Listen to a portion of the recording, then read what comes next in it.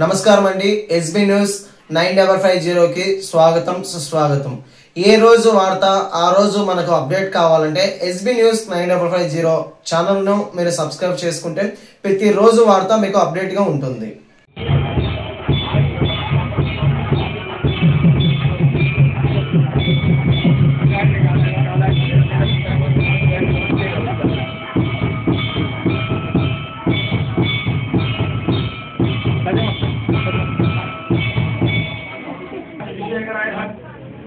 वामदेवाय नमो वाक्षं नमः शूलपालये नमः शिवविष्काय ममिकानाथाय श्रीकंठाय नमः कामालिनं कामा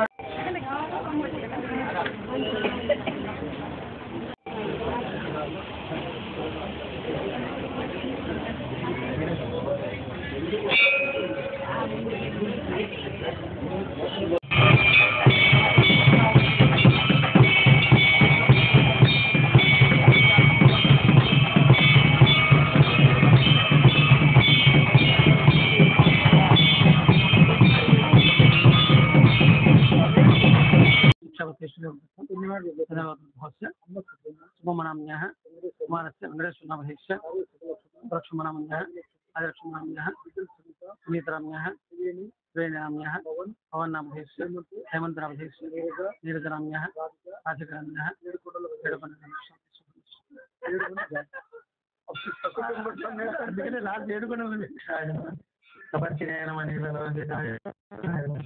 शूलपाणय नमः नमः विष्णुवल्लभाय शिवविष्टाय नमः विजयनाथाय नमः श्रीकंठाय शिवप्रिया नमः उग्रा नमः कापालिने नमः कामारये नमः जगासुरशगणे नमः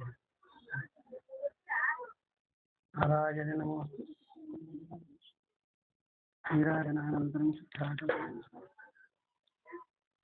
यरक्षान्धारयामि हर नमः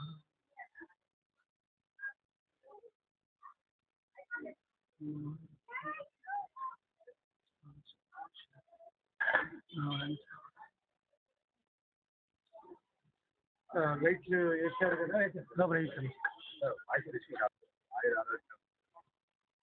ఇప్పుడు ఏం చేయాలి సార్? బండికి వేసుకోండి సార్. ఎడుతుండే పంపిస్తా ఉండండి. అది నిన్ననే పంపిస్తాను సార్. అందుకే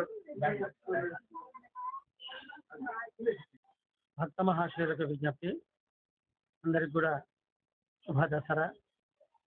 ఈరోజు శరన్నవరాత్రి మహోత్సవాల్లో 3వ రోజు అమ్మవారికి విశేషంగా పార్వతీదేవి అలంకారం నిర్వహించడం జరిగింది. ఈ కార్యక్రమంలో విశేషంగా భక్తజనులందరూ కూడా పాల్గొని ఈ కార్యక్రమంలో అమ్మవారి దర్శనం చేసుకుని వారి యొక్క దీర్ఘ సౌమంగళ్యానికి సంతానానికి సౌభాగ్యానికి అన్ని కూడా ప్రత్యేకమైనటువంటి ఆ పార్వతీదేవి అనుగ్రహం అందరికి కూడా కలగాలని మనస్ఫూర్తిగా ప్రార్థిస్తూ అందరికి కూడా మరొకసారి శరన్నవరాత్రి మహోత్సవ శుభాకాంక్షలు. రేపటి రోజు 4వ రోజు అమ్మవారికి లలితా త్రిపుర సుందరి అలంకారం నిర్వహించడం జరుగుతుంది. ఈ కార్యక్రమంలో కూడా అందరూ పాల్గొనాలని, అమ్మవారి అనుగ్రహానికి పాత్రలు కావాలని కోరుతున్నాను. నేను ఈ గుడికి 40 ఏళ్ల నుంచి వస్తున్నాను. దసరా నవరాత్రి ఉత్సవాలు అయితేమి, మహామంగళ హారతులు అయితేమి, నందీశ్వరుడి పూజ నెలకు వస్తుంది. అన్ని చాలా ఘనంగా బాగా చేస్తున్నారు. చంద్రమౌళి స్వామి ఆరాధన సుబ్రహ్మణ్యం, కడప వైవిష్ణు. ఓం నమ శివాయ.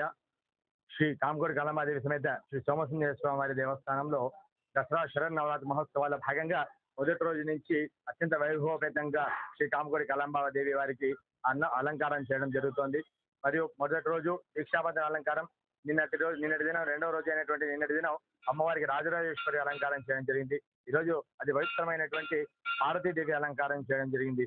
మరియు 27వ తేదీ శనివారం నాడు మనకు దేవస్థానంలో మనకి అత్యంత వైభవపేతంగా తోటోత్సవం అనేది మనం చేస్తాము. అమ్మవారికి వనదుర్గాదేవి అలంకారంలో మొత్తం ఒక వనం లాగా, ఒక అడవిలాగా ఉండి మొత్తం పచ్చదనం, రాష్ట్రం కూడా అంతా కూడా సుభిక్షంగా ఉండాలి, దేశం అంతా కూడా సుభిక్షంగా ఉండాలి అని చెప్పి అమ్మవారికి ఎలా అయితే ఆషాఢ మాసంలో శాకాంబరి అలంకారం చేస్తామో అదే విధంగా ఒక అరణ్యంలో ఉండేటట్టుగా మనం అమ్మవారికి అలంకారం చేస్తాం అనమాట.